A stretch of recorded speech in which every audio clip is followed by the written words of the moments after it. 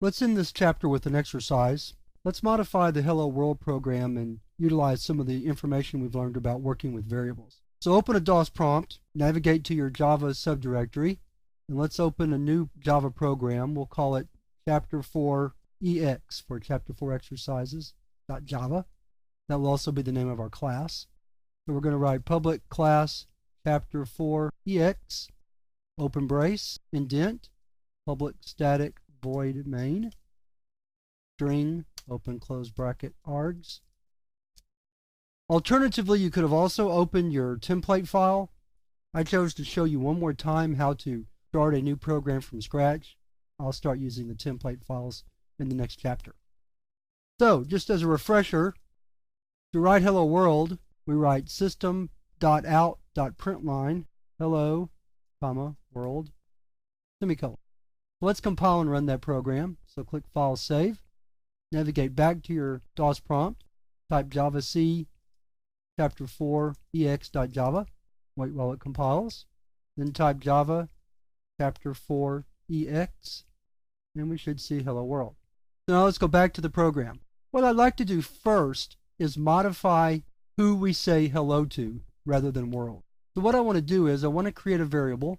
We're going to move down, add a line. And we're going to write string name equals Bob.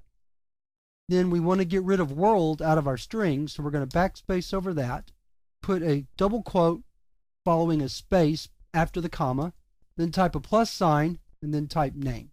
So what we're saying is we want to write to the system console hello, and then whatever value is stored in name, in this case Bob. So save that file, back to the DOS window, compile the program again, then run it with the Java command, and now it says hello Bob. I left out the exclamation point, but that's okay.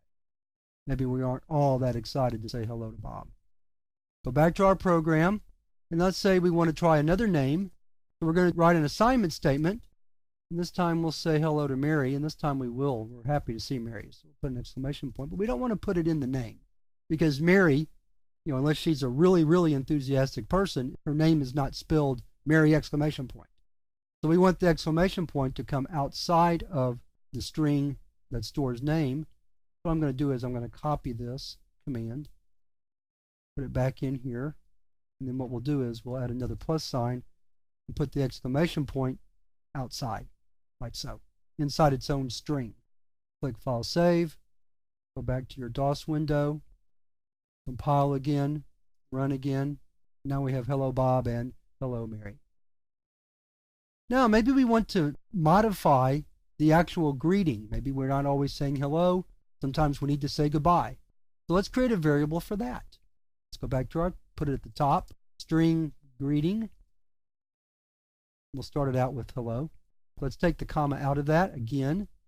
And now we're going to modify our print line statements to include the greeting, followed by a comma, space, followed by the name. So we don't need this other exclamation point or actually both of those plus signs.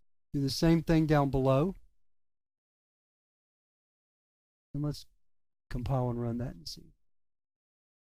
Compile, javac, rerun with Java, and we still have the same result. So now let's modify the output by changing the greeting to goodbye, like so. Then change, I'll tell you what, let's do. I copied an old version of the system out print line.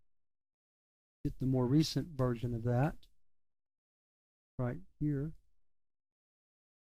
Then save it. Back to our DOS window. Let's clear the screen. It's getting a little messy. Compile. And then run. Now let me juxtapose our output with the program itself. So you see how we can modify the Hello World program to include variables for both the name of the person we're greeting and the greeting itself, and we can change it to whatever we want it to be by using variables. That's the power of variables, is to be able to change the data that's stored in them so that we're not stuck with a literal string like hello or Bob. We can modify it any way we want to.